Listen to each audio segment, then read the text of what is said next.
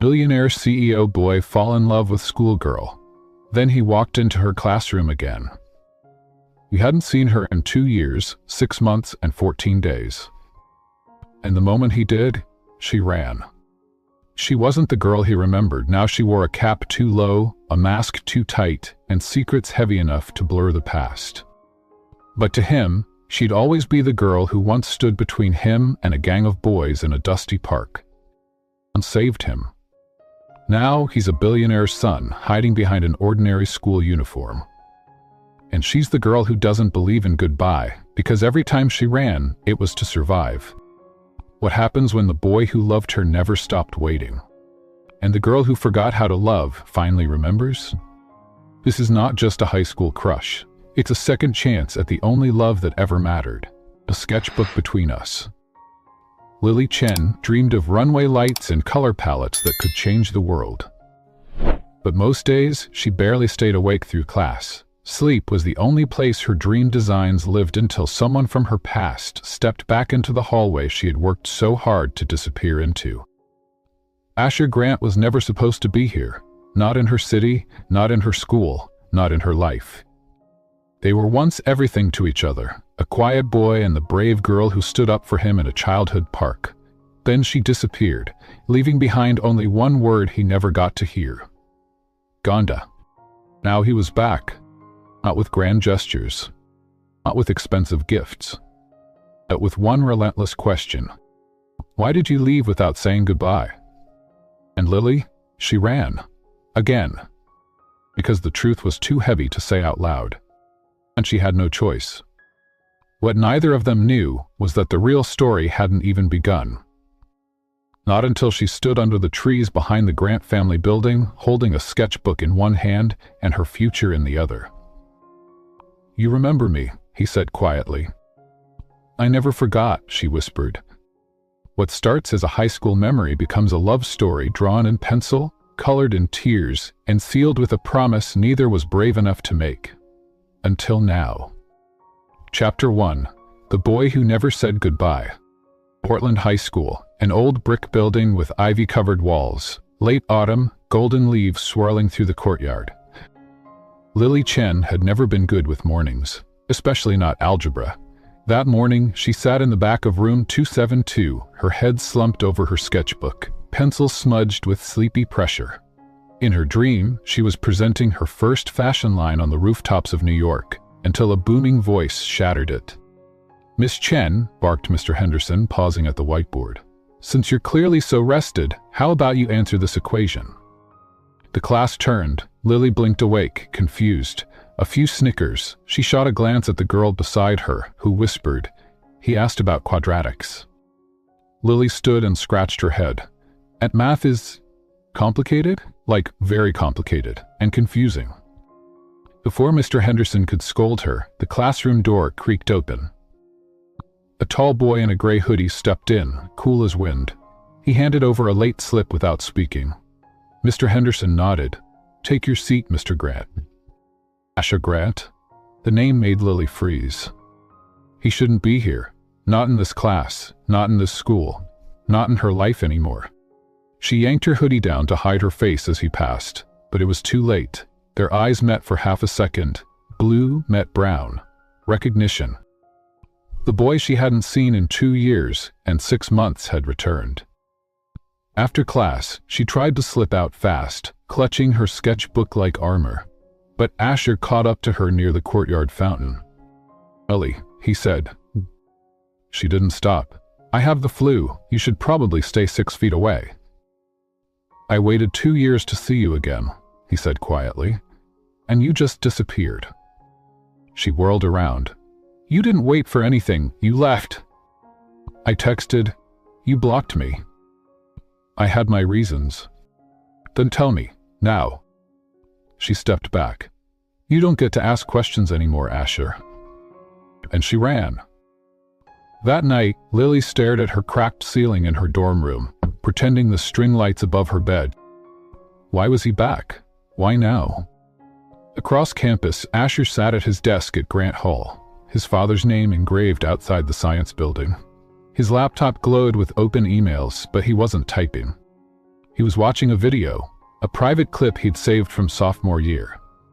Lily, laughing under an old oak tree, her hair caught in a Portland breeze, sketching his face without permission. "You never stay still," she'd told him then. "That's the problem with boys who run." Back in her dorm, Lily's phone buzzed. "Asher Grant, accept my follow request." She didn't. Instead, she buried her phone under her pillow and whispered to no one, "Just let this go away." But she knew. Asher Grant never walked away twice. And neither did First Love. Chapter 2. The Boy Who Knew Her Before She Knew Herself. Portland Academy, a place of red brick hallways, coffee-scented study nooks, and rain-spattered windows that whispered secrets between classes. It was where Lily Chen had always felt both invisible and too visible, depending on who was looking. That morning, she tried to make herself small.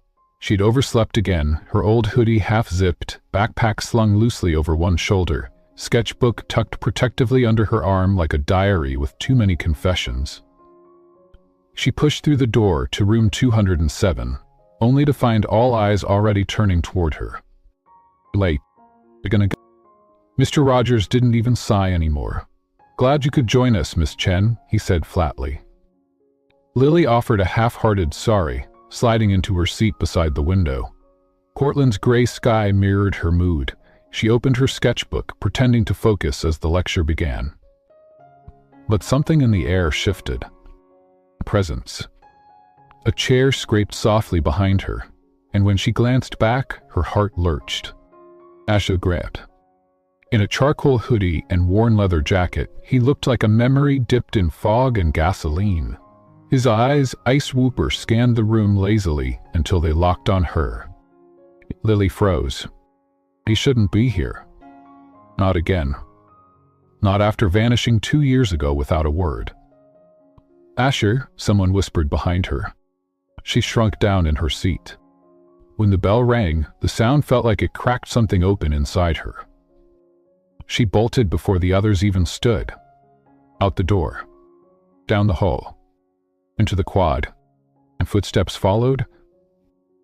His voice called out. She didn't turn. To wait. She made it halfway to the art building before he caught up. His hand caught her wrist, not hard, just enough to stop her. "I just want to talk," he said. His voice hadn't changed, still low, still careful. "Well, still not." She jerked her arm away. "Talk? Now you want to talk? You left, no calls, no texts, just gone." Asher stepped back, the corners of his mouth tightening. "I know." "You don't get to just know and show up like this." A beat. And softly, "I'm sorry." She wanted to say it wasn't enough, but her heart was traitorous. It remembered the late-night phone calls, the bike rides under the stars, the way his hand used to find hers without looking. "I have a flu," she said flatly, walking off. "You'll catch it." He chuckled behind her. "Doesn't matter. I already caught it 2 years and 6 months ago." She hated how her lips almost smiled. That afternoon, while eating fries with her best friend Jenna under the rusted clock tower, Lily saw him again, this time waiting by the vending machines. His hoodie was pulled up, eyes shadowed. He was watching her. "I swear, if that boy stares at you one more—" "He's just Asher," Lily mumbled. "The same Asher who ghosted you?" And that was all she could say. Because how do you explain a first love that never really ended? That night, Lily returned to her dorm and found a small envelope slipped under her door. Inside, a single photograph, a sketch of her, asleep in class, penciled, delicate strokes, clearly his work. On the back, a note. "You still draw better than me, but I'm catching up. Meet me under the oak tree, 11 p.m. No pressure, eh?" She held the paper to her chest, breath trembling. She didn't go. And she couldn't. But she didn't throw it away either. Chapter 3. The post office meant to keep. The rain had stopped sometime in the early morning, leaving the sidewalks of Portland shimmering under a gray sky. Lily Chen stood outside Lincoln High's art building, hugging her oversized sketch pad to her chest. Inside the main hall, Taped to a corkboard that faced the busiest corridor in school was a campaign poster that she'd made in a rush, and the boy staring back from it, Asher Grant, wore a smirk she hadn't intended to. The memory of his reaction still made her blood boil. "You call that my jawline?" he'd said, pretending to be wounded as he tapped the paper. "I look like I chew gravel for breakfast." She'd shoved the poster at him that day with a muttered, "It's good enough," and stalked off before he could tease her more. But the truth was, Lily had drawn it late into the night, after flipping through old photos of him during their freshman year. Back when she thought maybe, just maybe, he might have liked her back. That was before everything went silent between them, before he disappeared for a year and came back different. Sharper, confident, still annoyingly good-looking, but changed. Now she was helping him win a school election he barely cared about. Her boots squeaked against the tile as she stepped inside. Her eyes immediately found the poster. It was crooked. "You keep touching that thing like it's a masterpiece," came a voice behind her. She didn't need to turn around. "Ash, I was fixing it," she said. "You're welcome." He stepped beside her, his scent all eucalyptus and late autumn. He wore his usual black hoodie and that careless half-smile that made girls stupid. "Your poster got me more votes than my speech did," he said. "You've got some kind of magic, Chen." "It's not magic. It's graphite and caffeine." He leaned in, too close. "Whatever it is, I want more of it." She rolled her eyes and walked off, but he followed. "Hey," he said, his voice softer, "you've been avoiding me." "Maybe I just have a life." He caught up to her by the stairwell. "Or maybe you still haven't told me why you left without saying goodbye last year." Lily froze on the step. The hallway suddenly felt narrower, louder. She turned to face him, her eyes wary. "We were 15, she said. "Kids leave, people change. You didn't owe me anything, and I didn't owe you a farewell letter." His eyes searched hers for a long beat. "We weren't just classmates, Lily." "You really want to talk about this now, on election day?" He gave a short laugh. "Why not? You already turned my campaign into a rom-com." She shook her head and walked off.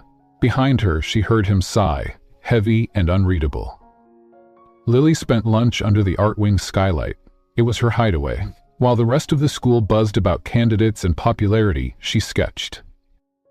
Her pencil danced across the page, capturing a boy with tired eyes and unspoken words. She didn't need a reference. His features lived in her memory like songs you couldn't forget. "And still drawing me ugly?" She jumped. Asher dropped beside her with a "Why do you keep finding me?" she asked. He grinned. "I have instincts." "I thought you were at the auditorium, doing interviews." I ditched. "Too many fake smiles. Besides, this is more interesting." She raised a brow. "Watching me draw?" "Watching you pretend you don't like me." Her hand froze on the sketchpad. "You think everything's a game, don't you?" He leaned forward, resting his elbows on his knees. "No, just the stuff that scares me." She met his eyes. "Then maybe you should stop running away and say what you actually mean." "I came back, didn't I?" Lily swallowed. "Yeah, but you didn't come back to me." Silence stretched between them like a taut string. "I didn't know how," he said finally. "You were always better at being brave." She scoffed. "You don't know me anymore." "Then let me try." They sat there for a long time. When the bell rang, neither of them moved. That evening, Lily found herself wandering past Powell's bookstore downtown. The streets were gold with late light, and she realized she hadn't meant to walk this far. Her phone buzzed. "Asher, meet me under the Burnside Bridge, 10 minutes. Bring the poster." She stared at the screen, heart thudding. She almost ignored it. Almost. But she turned around. He was already there, standing beside his bike, hands shoved in his hoodie pockets. The Willamette River shimmered behind him. "You brought it?" he asked. She held up the rolled poster. He took it, unrolling it against the concrete pillar. The wind tugged at its edges. "You know why I like this?" he asked. Because it makes you look good? He smiled. No, because you saw me, before I figured myself out, before I had a last name that mattered or a campaign to win. She crossed her arms. And what do you want from me now? He looked at her like she was the only still thing in a moving world. Chance, he said, to earn my way back. Lily stared at the poster, then at him. For the first time, she let herself remember the boy who once walked her home in the rain, the one who left without goodbye, the one standing in front of her, asking nothing, and quietly she said, one sketch at a time. Chapter 4. The day he drew her. The campus was wrapped in an early spring chill. Trees had begun to bloom, scattering pink petals across the cracked sidewalks of Portland Art School. But inside room 302, there was no warmth between them. Lily Chen sat at her desk with her chin resting in one hand, sketching shadows she couldn't explain. She was quiet, distant. Her usual fire, those sarcastic comebacks and sharp observations had dulled. Asher Grant, seated diagonally across the room, noticed every detail. He had memorized the sound of her pencil dragging over paper. It was slower now. When the class ended, Lily stood up, hugging her sketchpad close, but Asher caught her by the door. Hey, he said softly. You okay? She didn't meet his eyes. Yeah, just tired. He nodded. Can I show you something? Lily hesitated. Her heart said yes, her mind said no. He didn't wait for an answer. Asher walked toward the studio on the west side of the building, a sun-drenched room with wide windows and wooden floors. Lily followed without saying a word, the echo of her boots mixing with his sneakers. Inside, there was only one canvas, still wet, still raw. It was her. Not the version she showed the world, the guarded girl with a quick wit and a messy bun, but the real her, the way he saw her. Her hands cradling a steaming mug, her brows furrowed in thought, a curl of hair falling across her cheek. He had even painted the broken zipper on her coat. And her eyes, he had gotten them exactly right. Wide, wondering, wounded. Lily froze. You painted me?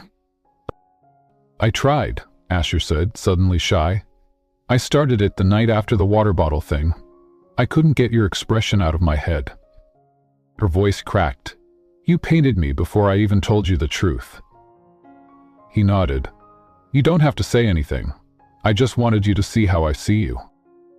Silence filled the space between them, trembling and tender. Then she stepped closer. Her voice dropped to a whisper. You see too much? That's not a bad thing. Believe me, it is, she replied, finally looking up. Because the more someone sees, the more they can leave. Asher stepped forward, gently, like one wrong move would send her running again. I'm not going anywhere, he said. But Lily had heard those words before. From her father, from her ex, from every adult who promised permanence and delivered disappearance. You don't get to say that, she said, backing up. You don't know anything about me. Then tell me. She shook her head. You wouldn't understand. Try me. Her jaw clenched, her chest rose and fell too fast, and then she ran. Not far, just out of the studio, but far enough to break his heart a little. Asher didn't follow. He didn't text. He just left the painting where it was, sunlight catching on the brushstrokes like a secret he wasn't sure he had permission to share. That night, Lily stared at the blank pages in her sketchbook. Everything she wanted to draw looked like him. His lopsided smile, his ink-stained fingertips, the way he had looked at her, not like someone fragile, but like someone worth unraveling. She shut the book and tossed it across the bed. Maybe he meant it. Maybe he didn't. But either way, she was drowning in her own thoughts. The next morning, Lily avoided the studio. She skipped class, she wandered through downtown Portland, lost in alleys lined with murals and coffee shops and record stores she didn't have the energy to enter. That's when her phone buzzed. Asher, I have a question. Meet me behind the ceramics lab at 3? She stared at the message, debating, but her feet were already turning around. At 3 p.m., she found him standing beneath the cherry blossoms. He had brought a sketchbook, but not his usual one. This one was smaller, newer. Without saying a word, he handed it to her. The first page was labeled, Us. The second page was her laughing in a moment she didn't remember. The third was the silhouette of her hair when the sun caught it just right. The fourth was blank. Asher looked at her. I want to fill this with whatever we become, even if it's messy, even if it doesn't go the way we hope. Lily stared at the page. Even if we fight? She asked. Happily then. If I shut down? Then I'll wait on the next page. Her hand trembled as she turned to the fifth page. She didn't say yes, but she didn't give it back either. And for Asher, that was enough. That night, they walked through the Saturday street market. Lily held a hot cup of cider, her fingers brushing his every few steps. She didn't say much, but she didn't pull away. Asher bought a tiny magnet of a sketchbook from a vendor and handed it to her. For your fridge, he said, in case you need reminders. Of what? You're not invisible. She smiled, just barely, but it lit her whole face. When they returned to the dorm, it was dark. The lamp on her desk flickered as she opened her sketchbook again. She turned to a new page, and for the first time in weeks, she drew without hesitation. She drew a boy with hopeful eyes and too much paint on his jeans. She drew a single caption under it. Maybe some people come back and stay. The storm in her sketches. It was the Monday before finals when the competition was announced. The school's prestigious spring exhibit, the one that launched careers and earned summer internships at New York's top design houses, had opened submissions. Lily Chen had wanted it once, needed it, dreamed of it. But now, with Asher's sketchbook in her bag and a heart she wasn't sure how to carry, everything felt heavier. In class, Professor Monroe made the announcement while rolling up her sleeves like she was preparing to throw them all into battle. Submit your best piece, one only, she said. A work that speaks of who you are, not just what you can do. Around Lily, the classroom buzzed. Behind her, Asher leaned forward and whispered, You're entering, right? She didn't turn. I haven't decided. He tilted his head, studying her like a painting with a secret message. You've been sketching non-stop. Lily shrugged. Sketching and believing are two different things. Asher didn't push. He just tapped the back of her chair twice, their quiet signal now for, I'm here. That night, Lily sat at her desk staring at a half-finished canvas. It was her mother. She hadn't meant to paint her, but the eyes were unmistakable. They held the same exhaustion, the same worn-down strength, and Lily couldn't breathe. She shoved the canvas aside. She opened her sketchbook. She tried to draw something lighter, and she couldn't. Because the truth was this, she hadn't spoken to her mom in almost a year. Not since the night she told Lily that art was just a hobby and no daughter of hers was going to waste tuition money on fairy tales. Lily had slammed the door, packed a suitcase, and left. But the silence hadn't healed anything. Now, every stroke she painted felt like a question she didn't know how to answer. 3 days passed. Asher hadn't seen her. Not in class, not in the studio. He texted. Asher, you okay? No reply. Asher, talk to me. Silence. By Thursday, he stood outside her dorm, debating if he had the right to knock. He did anyway. Lily opened the door with dark circles under her eyes and pain on her cheek. Her voice was hoarse. Hey, she took her in. You look like you fought a canvas and lost. I did. Asher hesitated. Can I come in? And she stepped aside. Inside, the room looked like a storm had passed through. Crumpled papers on the floor, half-painted canvases stacked against the wall, a mug of cold tea on her window ledge. I didn't mean to ignore you, she said. I just couldn't talk. Asher walked over and picked up one of the discarded sketches. It was her. Again. But broken. The eyes were cracked, the mouth erased, the hands blurred like she'd smudged them in frustration. He set it down. "Whatever this is," he said gently, "you don't have to go through it alone." Lily sank onto the bed. "It's the competition," she whispered. "And my mom. And everything." She looked up. "You ever feel like your whole identity is stitched together with duct tape, and one gust of wind might rip it all apart?" Asher sat beside her.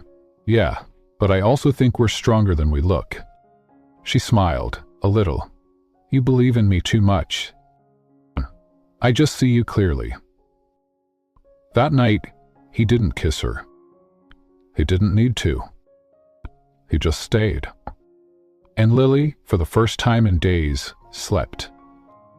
By Saturday morning, she knew what she had to paint.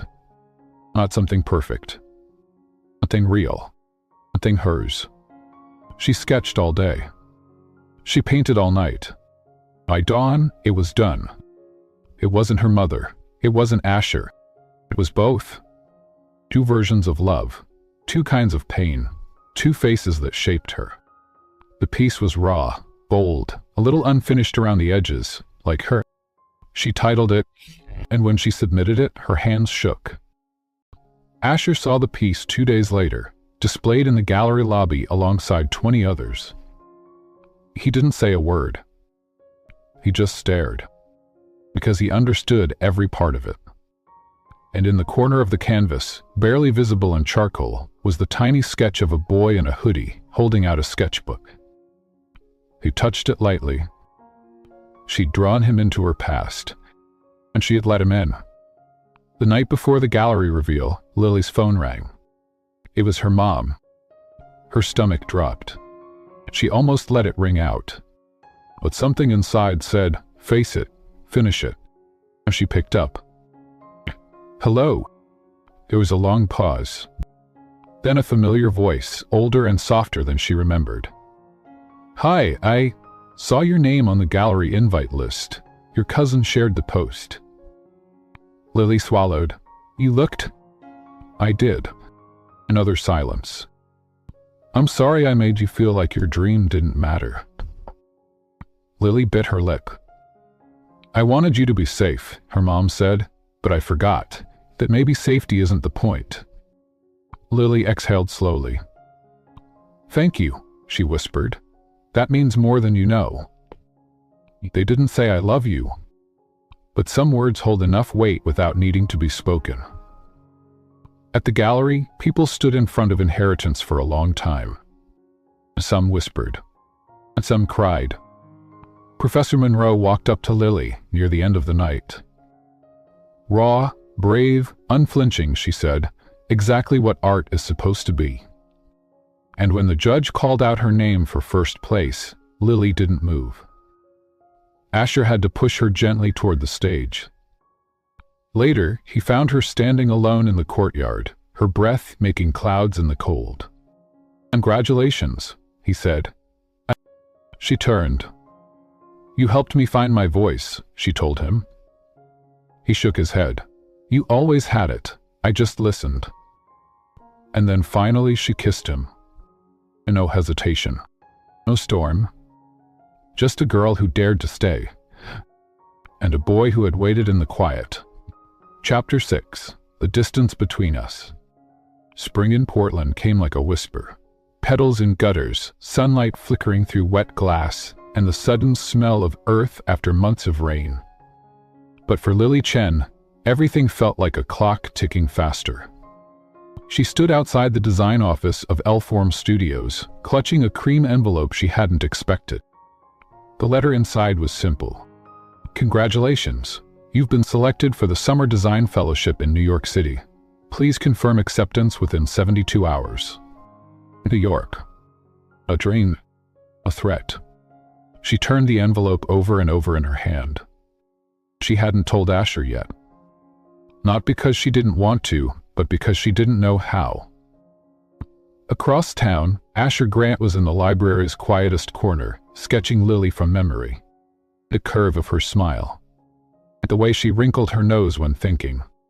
The way her fingers curled around a pencil like it was an extension of her pulse. He didn't realize the librarian had walked over until she tapped the desk and said, "Asher?" He looked up. She smiled. "There's a man asking for you at the front. Says he's your father." Asher froze. He hadn't seen his dad in almost 3 years. When he got to the entrance, the man was waiting, sharp suit, umbrella folded neatly under one arm, and those same blue-gray eyes they both shared. "Asher," his father said simply. "Didn't know you were in Portland," Asher replied. "I wasn't. I flew in this morning. I saw the gallery article. Your name was listed beside that girl's painting. I figured it meant you were drawing again." Asher crossed his arms. "So, you came to congratulate me." "I came to offer you something." Asher waited. His father pulled out a card and slid it across the counter. "Architectural design residency, 6 weeks, in Milan." Asher stared at the card like it might bite him. "I thought you didn't believe in hobby arc," he said bitterly. His father's voice didn't rise. "I believed you were wasting your talent. Milan could change that." Asher looked away. "And what suddenly? We're on good terms now?" "No," his father said, "but I'm still your father, and this offer won't last." He paused. "You don't have to forgive me, but I'd like to give you a chance I never gave myself." Asher didn't reply. Not then. Not until his father had gone. Lily met him at the river that night. It had started to drizzle, misty and soft, the kind of rain that felt more like memory than weather. He stood with his hands deep in his pockets, not looking at her. "Hey," she said quietly. He glanced up. "Hey." "I got into L form." "I know. I saw the email on the bulletin board." "We're going, right?" She hesitated. "I haven't decided." He nodded slowly. "I got something too," he said. "Milan, 6 weeks. Architecture." Lily's heart thudded. You want to go?" she asked. "I don't know," he answered honestly, "but I think I should." They stood in silence, the wind tugging gently at her coat. "It's just 6 weeks," she said finally. He looked at her. "Yeah, but you and I both know what distance does." Lily swallowed. "It doesn't have to be like that." Asher turned toward her fully now, his voice low, steady. "Do you love me, Lily?" She didn't blink. "Then promise me something," he said. "Anything. No matter what city, what country, what zip code, promise you won't run." She took a breath. "Not this time." He stepped closer, resting his forehead against hers. "You and me," he whispered, "are worth the wait." And she believed him. The days before their departures blurred into paint, paper, laughter, and all the small things that would become big memories later. Late-night takeout on his rooftop. Sneaking into the university auditorium to slow dance to her favorite score. Sitting cross-legged in her dorm, reading pages from his old sketchbooks. And then, just like that, it was goodbye. At PDX Airport, Lily hugged him tighter than she'd ever allowed herself to before. Asher kissed her temple and whispered, "Design your dream." "You too," she whispered back. "Build it from the bones up." And then they let go. Not of each other, but of what was now, so they could hold on to what might be. The silence between words. 3 weeks later, rain tapped against the window panes like fingertips, searching for a way in. Lily Chen sat curled in the corner of her tiny New York dorm room, blanket draped over her knees, phone glowing silently on the bed beside her. There were no new messages. Not from Asher. Not for 8 days. At first she told herself it was just the time difference. And then it was maybe the Wi-Fi. Then, maybe Milan was busier than he expected. But silence has a way of stretching, of twisting until even love feels like a question mark. and all Lily had were question marks now. She opened her sketch pad and stared at the half-drawn figure of Asher she'd started the day he left. The lines were softer than usual, uncertain, almost haunted. Just like her. She flipped the page and began a new sketch. Not of Asher, but of the space between two people reaching for each other's hands, nearly touching, but not quite. And she titled it, Almost. In Italy, that same night. Asher stared at the message on his phone.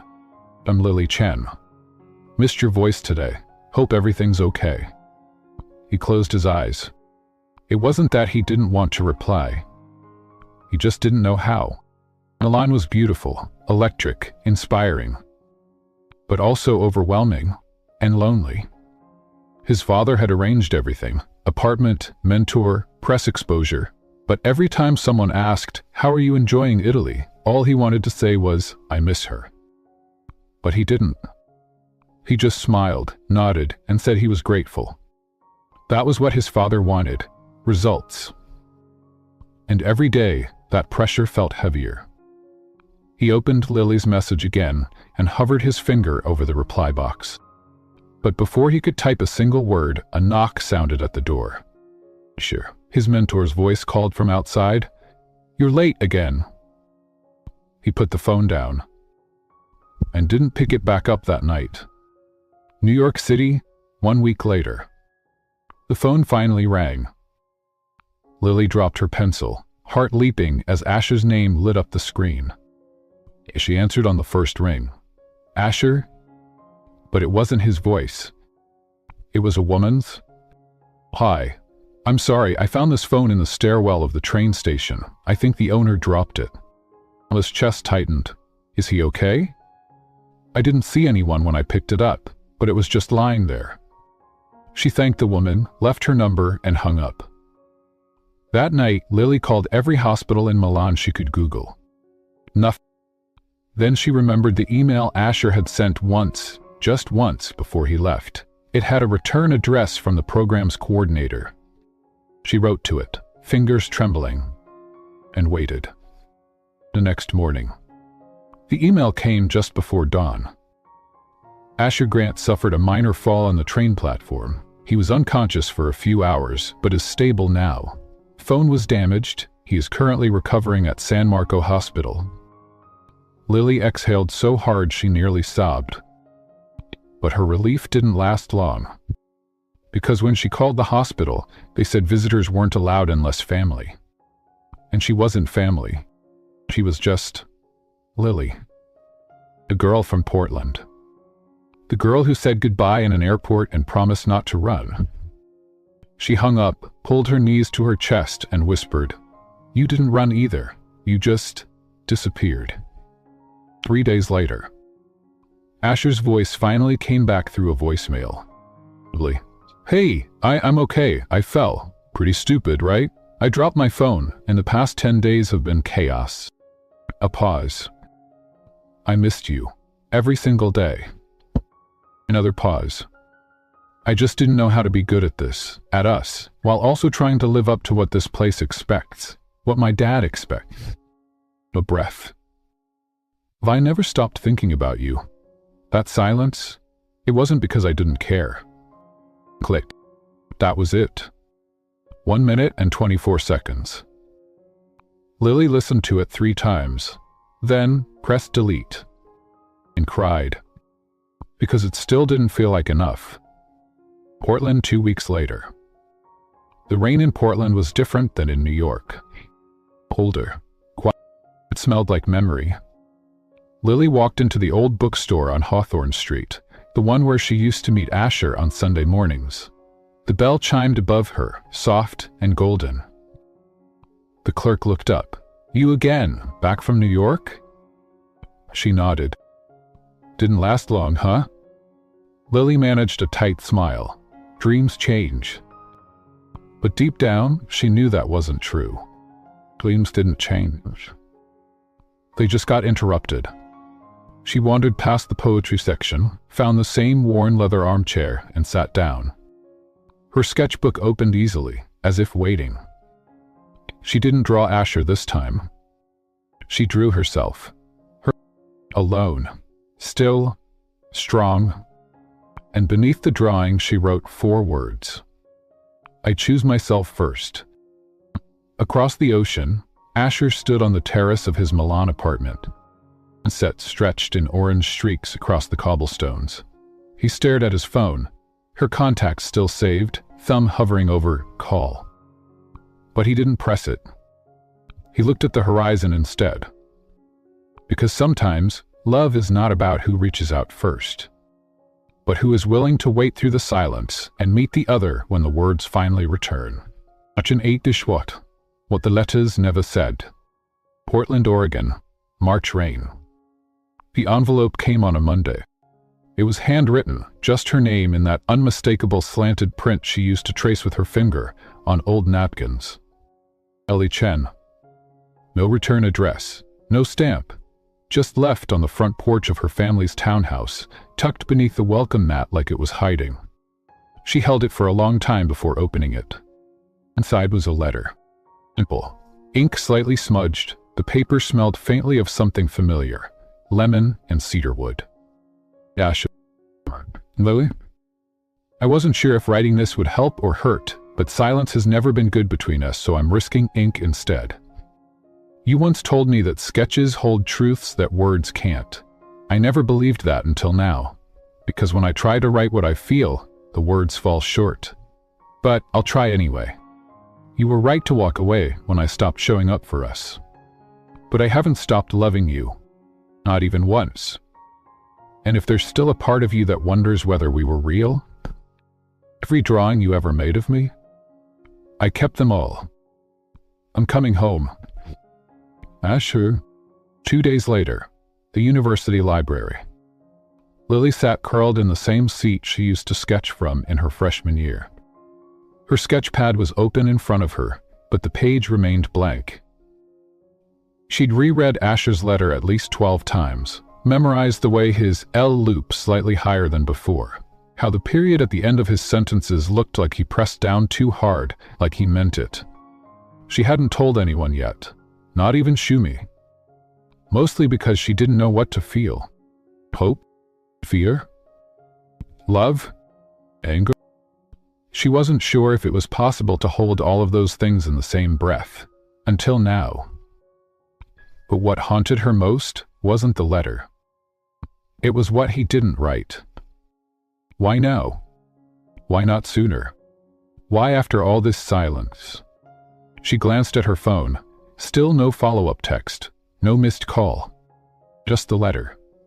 And that terrible, beautiful sentence. I'm coming home. Meanwhile, at the Portland Art Collective.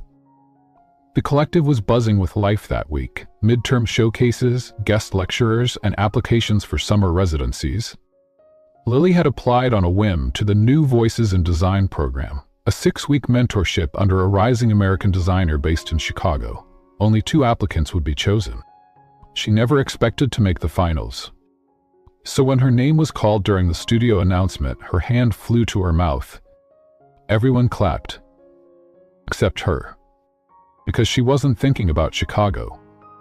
She was thinking about a letter from Milan, and the boy behind it. Saturday, the first time she saw him again. It was the sound of the bike chain. You'd know it anywhere. She was leaving the library, tote bag over her shoulder, rain just beginning to fall. And there he was, leaning against that rusted blue bicycle she had sketched 100 times before. Asher Grapp. He was taller maybe, more tired, but his eyes were the same. Blue-gray. And stormy. He didn't smile right away. Either did she. For a long moment, they just stared at each other. The last 2 years, playing like a silent film reel in her chest. Then he spoke. I didn't know if you'd come. I didn't know if I'd stay, she replied softly. Rain started to fall harder, but neither moved. She took 1 step forward. He didn't move back. And so she asked, Why now, Asher? And he answered without hesitation, Because I didn't come back to fix what we were. I came back to ask if there's still space to become something new. Later that night, over coffee at the Skylark, it was quiet between them. The kind of quiet that's full, not empty. Lily sipped her tea while Asher stared out the window, watching his reflection. "I almost didn't write the letter," he confessed. "I almost didn't read it," she whispered. A pause. "Did you mean it?" "Every word." She met his eyes. "We still left." "I did," he admitted. "And I'd leave again if it meant becoming the person I needed to be." That stung, but it was honest. "I'm what now?" He reached into his coat pocket and pulled out a small sketchbook, worn, corner bent. "I kept this," he said, sliding it across the table. It was hers. The one she left in his dorm room the night they first kissed. Inside were her earliest sketches.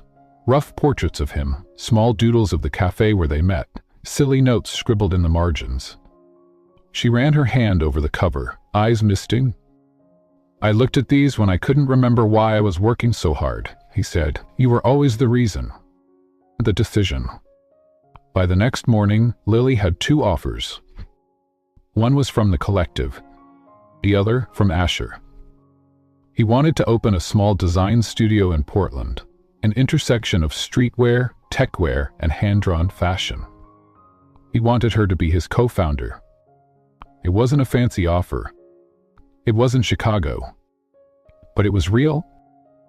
Lily sat on the steps of the art building with Shumi, her sketch pad in her lap, Asher's letter beside her. "I don't know what to choose," she finally said. "You don't have to choose between dreams and love," Shumi said, smiling. "The right person finds a way to be both." The studio that wasn't supposed to happen. 1 month later, the door to Greyline Studio opened for the first time. It was small. Sunlight hit the hardwood floors in soft angles. A single painting hung near the entrance. 2 figures sketched in silhouette, almost touching. Above the desk sat the first letter. Named, unread by the customers. But Lily remembered every word. She turned to Asher, handing him a cup of coffee.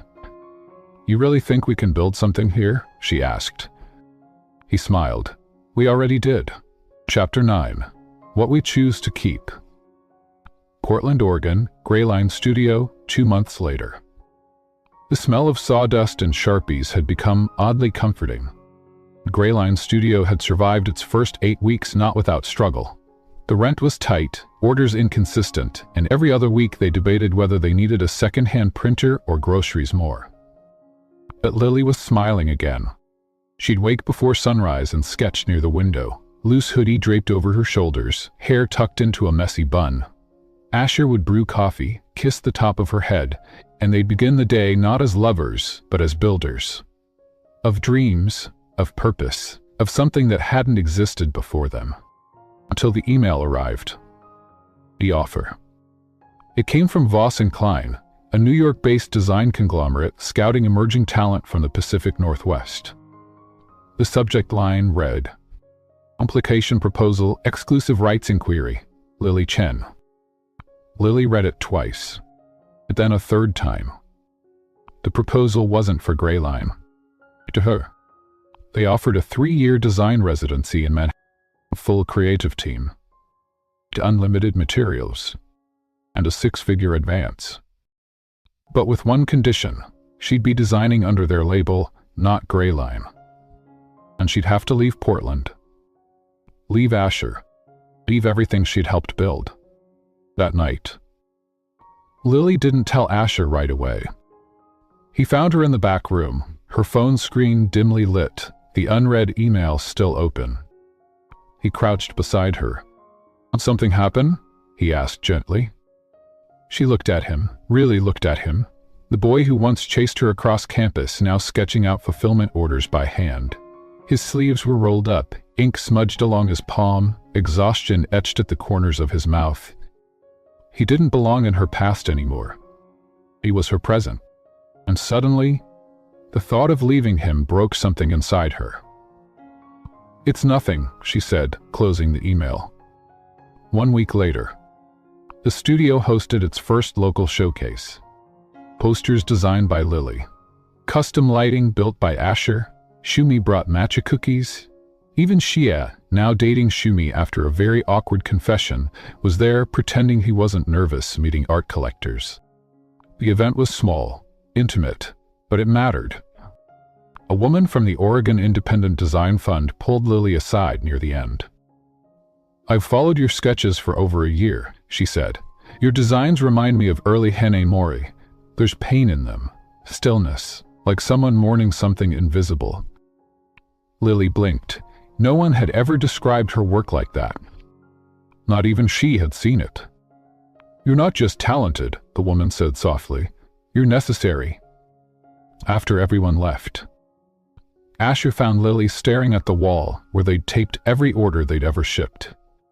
From their first hoodie to a custom hand-embroidered jacket that took Lily 17 hours to finish. He slid an arm around her waist. "We made something, huh?" She nodded, but didn't speak. "Why is it?" he asked. She didn't lie this time. "I got an offer." His arm stilled. "New York," she continued. "Full design residency, studio, stipend, everything." She waited for anger, disappointment, but Asher just breathed. And then, quietly, "When do they need an answer?" "Tomorrow." The fight they didn't want to have. "I don't want to hold you back," he said that night, leaning against the bedroom door frame. "You're not. I don't want you to wake up 10 years from now and resent this tiny studio, or me." "I won't. You don't know that." She turned, eyes fierce. "Do you want me to go?" "Madame Nobel?" He stepped closer. "But I won't stop you either." Silence. Then Lily's voice, fragile and raw. "You left before, for your dreams. Why is it different now that it's mine?" Asher flinched. "Because when I left, I didn't have you." Shumi's advice.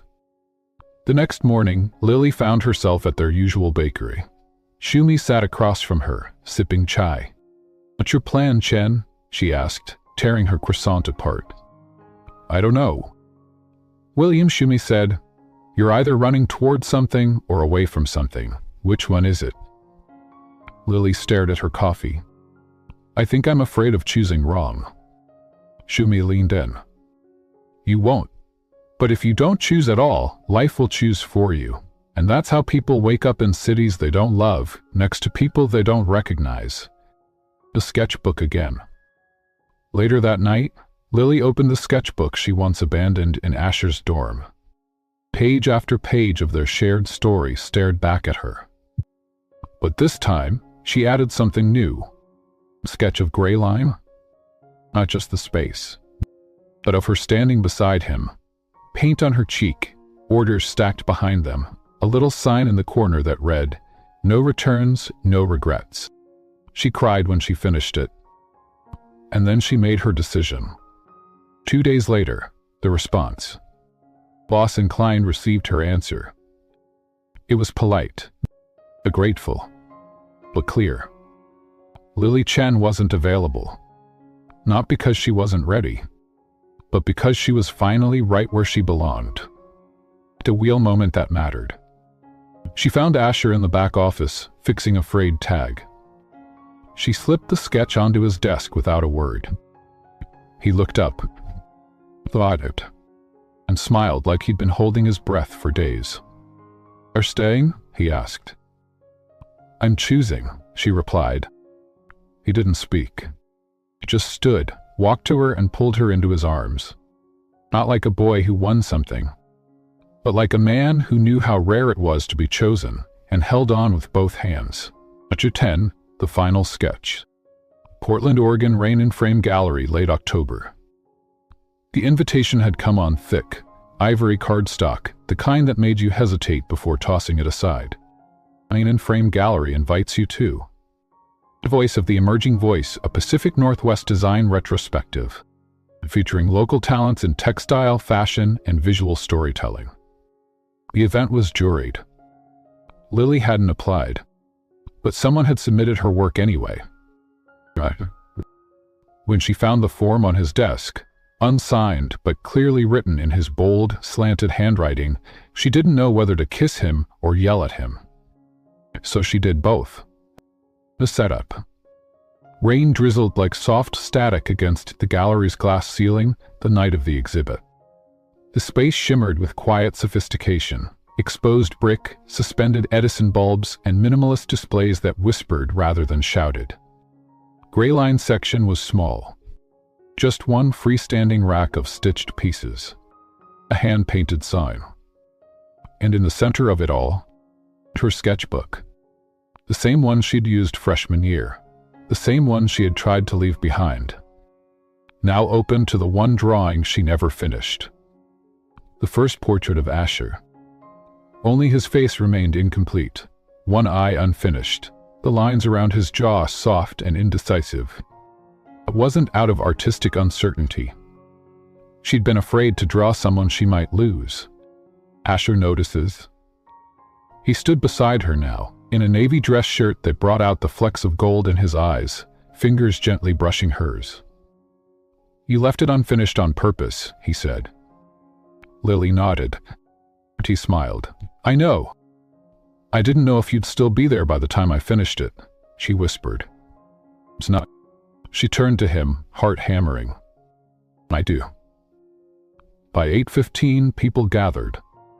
A few gallery owners lingered longer than expected at Lily's display, murmuring and pointing toward her stitchwork.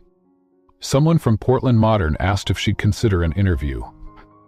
An editor from Threaded Visions Quarterly took her card. But all she could think about was the one sketch she hadn't yet completed, until a small voice pulled her back. The little boy with a notebook. He couldn't have been older than 10, freckled red hoodie, pencil in one hand, notebook in the other. "Are you the one who drew this?" he asked, pointing to the sketchbook. Lily knelt beside him. "I did." "It looks like you love him." She blinked. "I do." He grinned. "I want to draw like that one day." "You will," she said, squeezing his shoulder. "Just don't be afraid to finish what matters." A moment of truth. The gallery dimmed for closing remarks. The curator made announcements, recognized featured artists, and handed out flowers. Lily stood quietly at the back, until her name was called. Her eyes widened. She stepped forward. The applause felt distant. "You reminded us that design isn't about perfection," the curator said, "but about courage, the courage to begin, to leave things unfinished, and sometimes to come back years later and draw the rest." As the room applauded again, Asher stepped up beside her, and under the soft glow of overhead lights, she pulled out a fine-tipped pencil. She finished the sketch. It took only 3 strokes, just a subtle curve to complete his eye, shadow beneath his cheekbone, and a gentle line downward, suggesting a jaw held steady by hope. It wasn't dramatic. It wasn't even precise. But it was right. When she looked up, Asher's eyes were glossy. "I've never looked more like myself," he whispered. "You've never been more you," she replied. Back at Greyline a few weeks later. The gallery coverage boosted orders. Not overnight success, but real, sustainable interest. Jumi got them a deal with a boutique chain in Seattle. Xia still delivered orders, badly. And Lily began working on their next collection, titled Unfinished/Unafraid. On the studio wall, the original sketch of Asher now hung in a simple wooden frame. And beneath it, scribbled in her handwriting, "Sometimes, the bravest thing you can do is finish what you once feared to begin." At the anniversary box. 1 year later, the school courtyard, Portland. The tree was still there. A little older, a little leaner, but still standing. Lily knelt by the roots, fingers brushing aside fallen leaves until she found it. A tin lunchbox, rusted at the edges, the latch still intact. Asher watched her from a few feet away, hands in his coat pockets. She opened it slowly. Inside, a folded piece of sketch paper, a tiny bottle of cherry blossom perfume, and a note. Dated 3 years earlier. If we ever make it back here, open this box with me. I'll still love you. And I hope you still love to draw. Amy regret. Lily blinked fast, then looked up at him. You buried this back when we weren't even speaking? He shrugged. I always believed we'd find our way back. She stood, slipping the note into her coat. Sketch you gave me last week, he added. Was it new? It was finished, she said.